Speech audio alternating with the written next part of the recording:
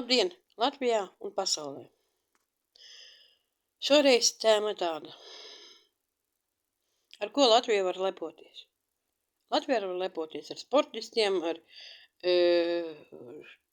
deju kolektīviem, ar aktieriem, ar daudziem uzņēmīgiem cilvēkiem, bet mēs par Latvijas nolaistību nevaram lepoties. Ar likvidētām skolām, likvidētiem rūpnīcām, likvidētiem slimnīcām, ar likvidētiem bērnu dārziem, ar likvidētu. Kas mums pēdējā laikā ir uzcelts? Masi. Kur ir atvērta skola, kur ir jā, bērnu nav. Bet jūs, Latvijas valdība, esat izdzinuši latviešus ārzemēs. Jūs. Jo te Latvijā daudziem, lai bērnus izskolotu, ir jābrauc vienam uz ārzemēm strādāt, līdz ar to ģimene pajūg, līdz ar to bērni atkal visa ķēde ir vaļā. Vai nu arī draudzīgi, mīlīgi pārcelties uz ārzemēm dzīvot. Jo Latvijā dotajā momentā viss iet uz nulli, nevis uz plusi. Reti, kurš zemnieks var atļauties inovācijas, reti, kura zemnieku saimniecība var atļauties vēl kaut ko jaunāku. Es par zemniekiem runāju, tā ir tuvāk mana tēma. Jūs dotācijas, subsīdijas ir mazas. Un par ko jūs domājat? Subsīdijas neadekvātas pēc summām, salīdzinot ar dzīves dārdzību, ar dzīves kāpumu. Nevis pozitīvā līkmē, ka cilvēks var galus savilkt, bet mīnus līkmē. Ka cilvēkiem elektrībai, sociālais nodoklis, bērniem un tā tālāk. Viss iet uz nulli, nevis plusi. Un to, ka cilvēki raujās, lai savilktu galus kopā, ir sevišķi, ka daudz bērnu ģimenes raujās ļoti stipri, dod Dieviņu viņam izturību un šeit bērnus labi izskolot un augstās skolās palaist, nevis mazās pamatskolas vai vidusskolas beigšana. Viss. Labus cilvēkus izaudzināt Latvijā.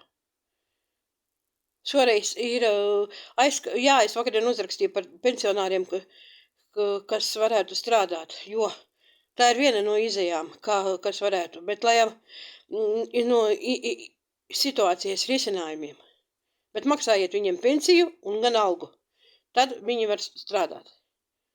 Jo daudzi vēl skolotāji ar savām, izejot pensijā, ar savām pensijām pavelk bērnus, maz bērnus un tā tālāk. Knapinoties. Jūs nezināt, kā dzīvot pensionāram vientuļam uz laukiem. Tā ir pensija, jā, viņš sarēķina un tā tālāk, bet ka viņam uznāk pēkšņi elektrības rēķini. Elektrības rēķini lielāki. Tas ir mīnus viņa budžetā. Elektrībai kādreiz, Krievu laikos, bija viena summa. Mēs, cik iztērēja, tik samaksāja. Tā bija viena summa par katru patērēto mēnesi. Un nevis tagad biržas un tā tālāk. Latvijā ir 3 hesi. Mēs paši varam savu elektrību samaksāt un nebūtu tik dārga. Gāze Inčukalnā, jā, mums ir Inčukalnā daudzi pārgājuši uz gāzes apkuri un tā tālāk. Bet ka pilni graumalas mežā, lūdzu, par mežiem parunāsim arī mazliet pieskāršos šai tēmai. Tagad ar forwarderiem iztīra mežus, sabet visas šķeltošanai un tā tālāk, bet paliec saknes. Saknes arī ir materiāls, no ko varētu sakurināt. Saknes arī liela daļa, ko varētu sakurināt apkurē. Tik jāpiemēro katli, nevis granulu katli, bet tāds, kā ieliek, kā salmuruļi arī varētu aiziet apkurē ar škeldu. Lapas pilsētās tā ir problēma liela, kur nav kur likt. Lūdzu, rudenī savācat pusē apkures sezonai materiāls ir. Pirmam kārtam. Un vēl griežos.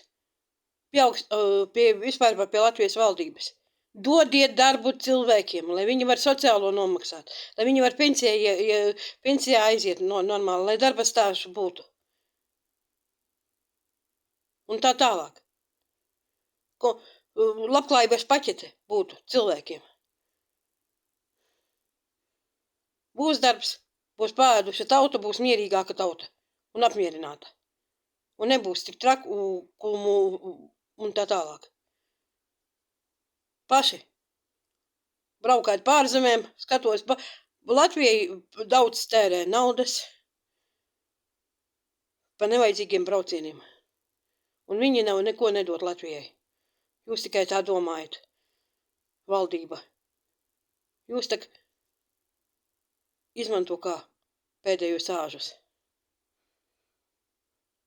Domājat, ka jums tur cepumiņu iedeva un viss jūs priecīgi.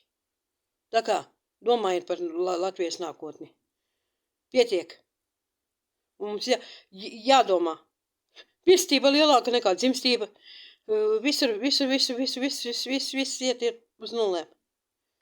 Es esmu dotē momentā atvaļinājums pēc ilgiem laikiem. Bet es domāju, kā dzīvot un tā tālāk. Saņemties, dodiet darbu tautai un nebrauks neviens uz ārzemēm. Te būs bērni, te būs nākotne, te būs perspektīva. Visu labu un Latvijas uzņēmīgajiem cilvēkiem. Dodiet viņi, lai jūs kalnā kāptu, nevis no kalna lejā. Lai jūs mācētu savilkt galus kopā, lai jums viss būtu ok. Un par zemniekiem es saku, zemnieki, turaties, nepadodaties. Izturēsiet jūs, izturēs visa valsts. Ja zemnieki neizturēs, tad valstī kāpēc? Atā.